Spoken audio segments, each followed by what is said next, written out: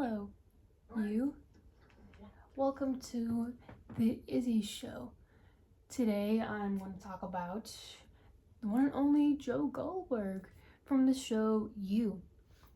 So season 5 had just came out, the final season, and I've been watching bits and bits here and there, and it's pretty good. I didn't see the ending because honestly, I've seen people react to the show.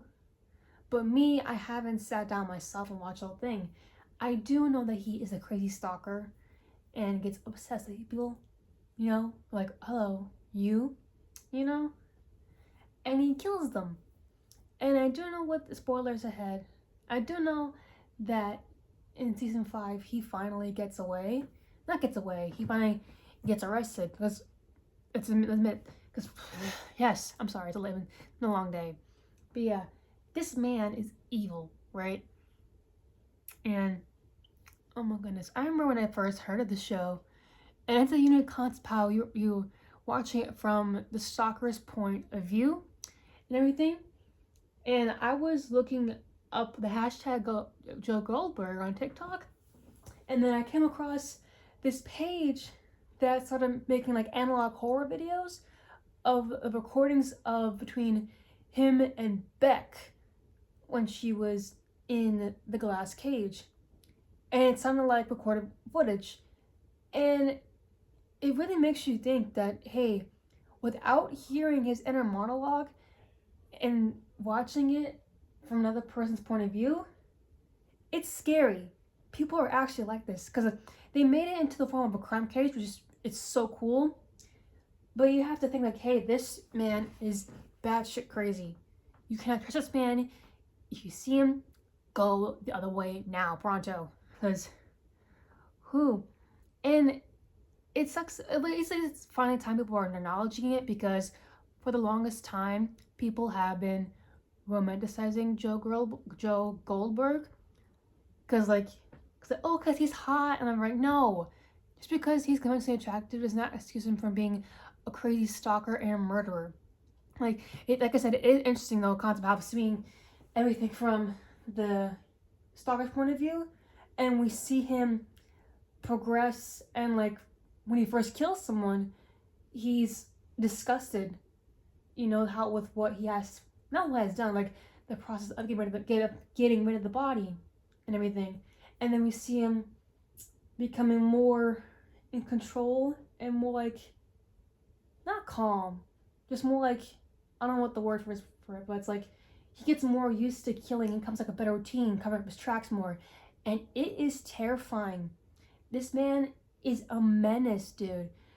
I know he's had 1, 2, 3, 4 people of 4 use were love. So they're not love, it's obsession. He just doesn't understand because he's a messed up childhood. Because I think his mom abandoned him to start with a family, and the person who was raised by Mr. Mooney will keep him locked up in the cage, and now he does the same thing to his victims. And people need to realize that this person, he should not be romanticized at all. He's a fucking monster. Okay? Because I saw a comment that said, it'd be cooler if we had seen the show from the love interest point of view. And if we did, we won't know nothing until very, very late. Like how, this is a little bit spoiler, I haven't seen the show. The end of season 1, when Beck tries to escape, she gets out of the cage, she gets the key, trying to unlock the cage door from the basement. We see her her head like this, and then Joe pulls her, and then she goes to black, and then goes to her book, and hear a monologue about him talking about, I finished the book and yada yada yada, and I wish you were here to see it, I loved you and all that. But yeah, and it's scary because it makes the watchers know that, hey, she died, Joe killed her, but how did she die? And it's later revealed in season 2 how, because he moves to LA to escape his ex Candace, I think he tried to kill her too, and he's been seeing the ghost of Beck, and then she's wearing a scarf. she takes off the scarf and her neck is bruised. So he strangled her to death. And in cases like that, when the death is by strangulation, it's just like, it seems scary to know that life's going out of there. The life, it's like, you know, I'm trying to say, it's like, you can feel the life slipping away from you. Like, being choked, doing like the choking, you know? And it's just, oh man, he goes insane for a bit.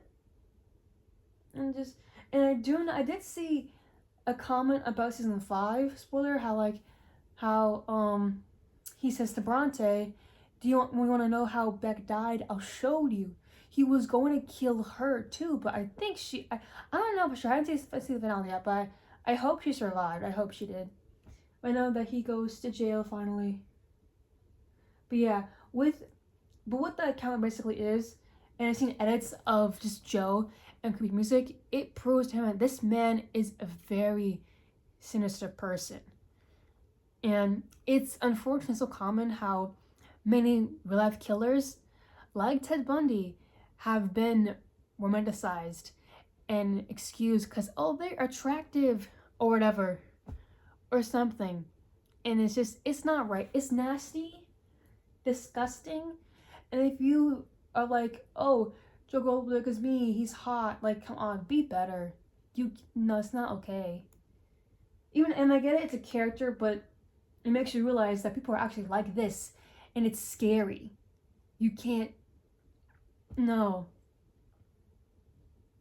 But I do remember, turns out that there are actually books, but it's by the same title, You, and some people have said how they couldn't even finish book 1. There's 4 books because reading from his point of view is so disturbing. And yeah, and people are romanticizing that. No, this man is sinister. Oh my god. I do know in season 5, he ends up, the person he marries has twin sisters, and at some point locks them together, and the other, you, one, I think it was Maddie, killed her twin sister and she had to pretend to be her sister for a while. She's going crazy. And it's like, literally, if something doesn't go right his way, he kills them left and right. This man has such a high body count for killing. It's insane. I lost count, honestly. And apparently, I didn't see season 4 yet, but I do know there's something called the Eat the Rich Killer, and he frames someone else. But yeah, he's just a cold-blooded monster. And I just know that if they casted someone who wasn't conventionally attractive, then they'd still be afraid of him. And it's just, oh my god. Overall, You is a good show. Honestly, I like the plot, I like the concept. And it's interesting seeing how his mind works. We're in his mind. It's just like, you also need to realize that hey, is creepy. I was the right angle trying to like be cool. My stand is over there. I don't know where to put it. But yeah, moral of the story, don't romanticize Joe Goldberg and killers like him, and real or fictional, because it's weird and it's creepy and you do better. Watch the show, it's pretty good. It is rated R, I think rated R, not rated R, but it's more like mature. There are like explicit sex scenes and like a lot of cursing and obviously blood. Like, for example, oh my goodness, season 2, he kills this guy who tries to, I'm gonna start, so background, his new identity is Will Bettelheim. Yeah, Will something, Bettelheim. And he meets this one guy who's supposed to owe him money, and the dude, original Will, says, oh, I owe him 3K. Gives him 3K, but the name's Jasper. Jasper cuts off his finger, was like, hey, give me the money, I give you your finger back. He gets his finger back, but he kills him. And simultaneously, as we see him in the process of cutting the body up, it's ew. It's just ew. Someone else is cooking, it's like, it's no. It's not, this man's a monster. Sum it up, do not romanticize Joe Goldberg. He's a monster. Man. His own son realizes that, hey, he's a monster, or hey, he's a killer later on. And then at the end of season 5, his son finds out, like, oh, he's going to jail. Why? Because he is a murderer. He has killed people. But yeah, no. But like I said, do not romanticize this man. Don't do it. You're weird if you do. And if you do, if you used to in the past and realize it was wrong, I'm proud of you for your growth. Anyways, I'm gonna go watch season 2 for Jenna Ortega because she's cool. Have a good night. You.